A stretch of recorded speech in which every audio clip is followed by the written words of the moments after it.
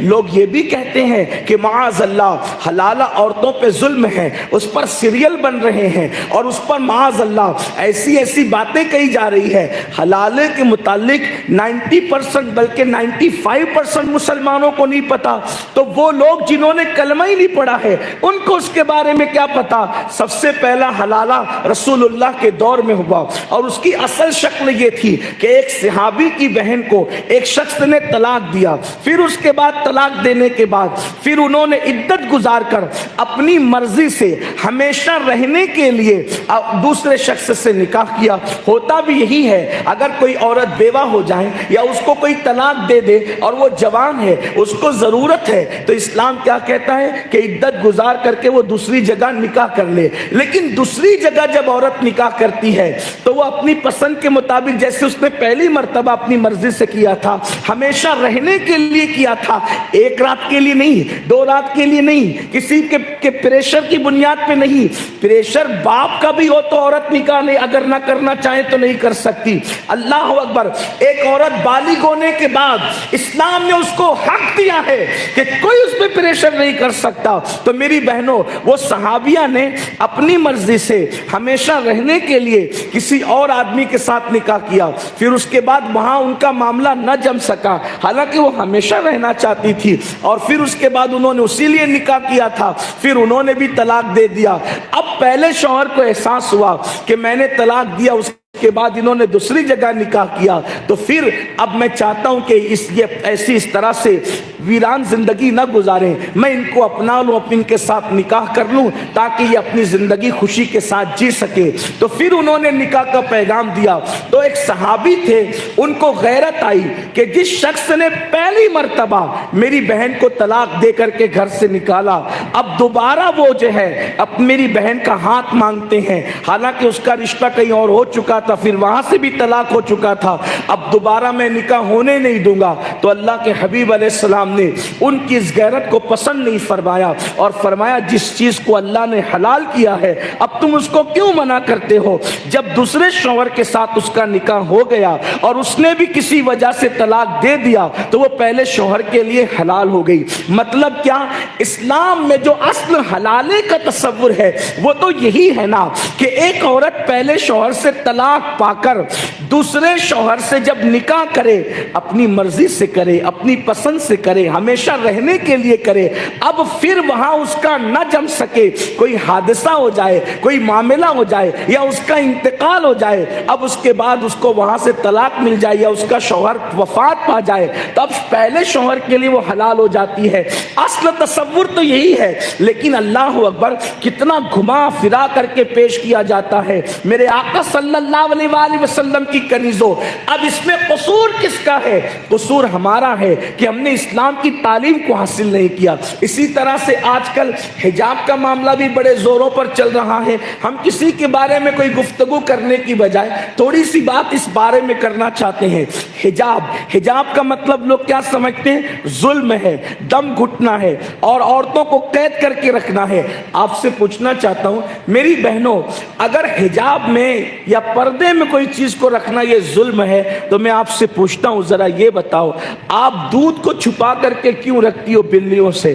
آپ مجھے بتاؤ، کیا بلیوں سے دودھ چھپا کر کے رکھنا، ایسی بلی جو گٹر میں منہ ڈال رہی ہے، ایسی بلی جو گندگی میں منہ ڈال رہی ہے، ایسی بلی جس کے منہ میں چوہے کا خون لگا ہوا ہے، ایسی بلی جس کے منہ میں مردار کا خون لگا ہوا ہے، ایسی بلیوں سے آپ دودھ چھپا چھپا کے رکھتی ہو کہ نہیں رکھتی ہو؟ کیوں چھپا کے رکھتی ہو؟ کیا یہ دودھ پہ ظلم ہے؟ آپ کہے گی نہیں مولانا، دودھ پہ ظلم نہیں ہے، بلکہ یہ میری غیرت ہے۔ جس دودھ کو میں نے کھانا ہے، جس دودھ کو میں نے پینا ہے، اس میں کوئی گندے منہ والی بلی آ کر کے منہ ڈالے اور میرے دودھ کو خراب کرے، اس بنیاد پر میں دودھ کو حفاظت سے رکھنا چاہتی ہوں۔ چونکہ بلیوں کا خطرہ جتنا بڑھتا ہے اتنا دودھ پہ پہرا بٹھایا جاتا ہے، اتنا دودھ کی حفاظت کی جاتی ہے، اتنا دودھ کو تحفظ دیا جاتا ہے۔ اب دودھ کو بھی اعتراض کرنے کا حق نہیں کہ مجھے چھپا کے کیوں رکھا، اور بلی کو تو اعتراض کرنے کا حق ہے ہی نہیں کہ یہ دودھ کو پردے میں کیوں رکھا،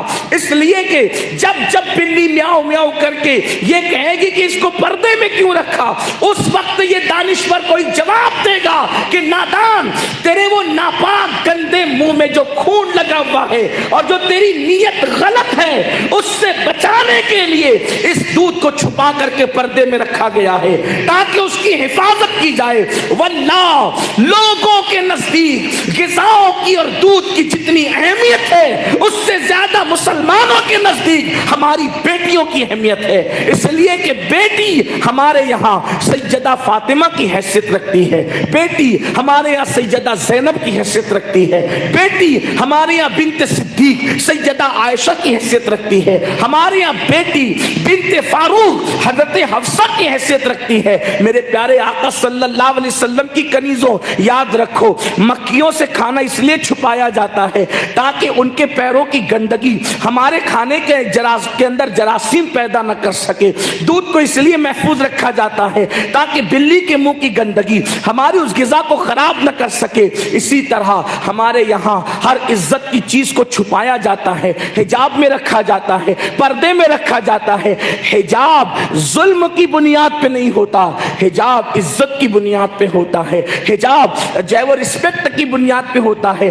آپ دیکھیں ہمارے مذہب کی ہر وہ چیز جس کو بہت زیادہ معزز اور یونیک سمجھا گیا، اس کو حفاظت میں رکھا گیا، اس کو پردے میں رکھا گیا۔ آپ دیکھ لیں خدا وحدہ لا شریک کی ذات خود بھی حجابات میں ہے، پردوں میں ہے، پوری کائنات کو بنانے والا پردوں میں۔ یہ معاذ اللہ کیا ظلم ہے؟ اللہ پہ کون ظلم کر سکتا ہے؟ اس نے اپنے لیے خود پسند فرمایا کہ وہ حجاب میں رہے، اور اتنا حجاب میں رہے، توجہ کریں کتنا حجاب میں رہے کہ جو حقدار نہیں ہے، اللہ فرماتا ہے مجھ سے جو مانگو گے دیں گے، لیکن اگر حقدار نہیں ہے اس کو کوئی آنکھ دیکھنے کی، اور موسیٰ جیسا سوال کرتا ہے رب ارنی میں تجھے دیکھنا چاہتا ہوں، تو کہا جاتا ہے لن ترانی، آپ نہیں دیکھ سکتے۔ 9 بار سوال کرتا ہے وہ جس کو جو حقدار نہ تھا، تو اس کو منع کر دیا جاتا ہے ہم تیرے لیے حجاب نہیں اٹھائیں گے، ہاں جو حقدار ہوگا وہ سو رہا ہوگا تو اس کو نیند سے اٹھا کر کے بلائیں گے اور کہیں گے کہ تو مجھے دیکھ لے میں تجھے دیکھ لوں۔ دیکھنے کا مزہ آج کی رات ہے۔ تو یہ حجابات غیرت کی بنیاد پہ ہوتے ہیں، حجابات تقدس کی بنیاد پہ ہوتے ہیں۔ خود اللہ کے رسول مصطفیٰ جان رحمت کے وجود ناس پر بھی 70,000 غیرت کے پردے ڈال کر مصطفیٰ جان رحمت کو بھیجا گیا۔ میرے آقا صلی اللہ علیہ وآلہ وسلم کی کنیزوں، آج آپ یہ سمجھتی ہو کہ آپ پردے میں رہو گی تو آپ پہ ظلم ہوگا؟ نہیں، جو بیٹیاں پردے میں رہتی ہے ان کی عزت محفوظ رہتی ہے، جو بیٹیاں پردے میں رہتی ہے ان کی عزت کی حفاظت ہوتی رہتی ہے، جو بیٹیاں پردے میں رہتی ہے ان کو کوئی تک نہیں پاتا۔ ایک مرتبہ برطانیہ کی ایک پڑھی لکھی خاتون نے جو ہے اسلام کو قبول کیا، اور جب اسلام کو اس نے قبول کیا تو اسلام قبول کرنے کے بعد اس کو لوگوں نے انٹرویو لیتے ہوئے پوچھا برطانیہ کی سرزمین پر کہ تم نے اسلام قبول کر لیا ہے تو کیا تم برقع پہنو گی، اور تم برقع پہن رہی ہو تو کیا تم اپنے منہ کو چھپاؤ گی؟ اس نے کہا واللہ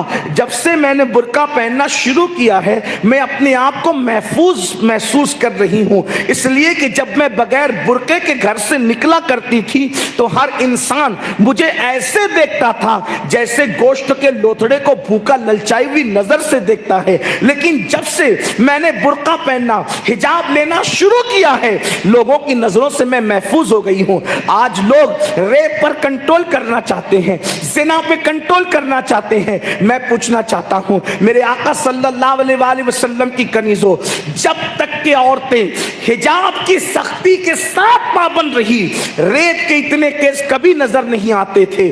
جب سے عورتیں بے نقاب اور بے حجاب ہوئی ہے ان کی عزت کھلواڑ بن چکی ہے، ان کی عزت سے کھیلا جا رہا ہے۔ اے خاتون جنت رضی اللہ تعالی عنہ کی کنیزوں، عورت کی زندگی سے زیادہ قیمتی اس کی حیا ہے، عورت کی زندگی سے زیادہ قیمتی اس کی شرم ہے، عورت کی زندگی سے زیادہ قیمتی اس کی عزت و حرمت ہے۔ اللہ اکبر۔ ہمارے یہاں تو ایسی بھی خواتین ہیں، ایک ام المومنین کے پاس، رسول اللہ کی ایک زوجہ کے پاس हुजूर के विसाल के बाद कुछ औरतें आई और कहने लगी अम्मी जान हम लोग उम्रा के लिए जा रहे मदीना मुनव्वरा से मक्का शरीफ, हम ये चाहते हैं कि आप भी हमारे साथ उम्रा के लिए चलें और उम्रा अदा फरमा लें। तो उन्होंने जवाब दिया ऐ खवातीन सुनो, मैंने हज भी कर लिया है और मैंने रसूलुल्लाह के साथ उम्रा भी कर लिया है। मैंने हुजूर के साथ हज किया, हुजूर के साथ उम्रा किया और कुरान ने अब मेरे लिए फरमाया वकरना फी बुयूतिकुन्ना कि तुम अपने घरों में बैठी रहो। मुझे नफ्ल हज और नफ्ल उम्रा से ज्यादा पर्दे की पाबंदी के साथ घर में बैठना पसंद है। अल्लाह अकबर। और वो कभी उम्रा के लिए नहीं गई, कभी नफली उम्रा के लिए नहीं गई, कभी नफली हज के लिए नहीं गई। उम्मुल मोमिनीन सैयदा आयशा सिद्दीका जब उम्रा या हज के लिए जाती थी तो मताफ के किनारे से तवाफ करती थी। किसी ने कहा अम्मी जान क्या आपने रसूलुल्लाह की हदीस नहीं सुनी कि काबे के करीब से तवाफ करने की फजीलत ज्यादा है, जबकि आप काबे से दूर होकर मताफ के किनारे पर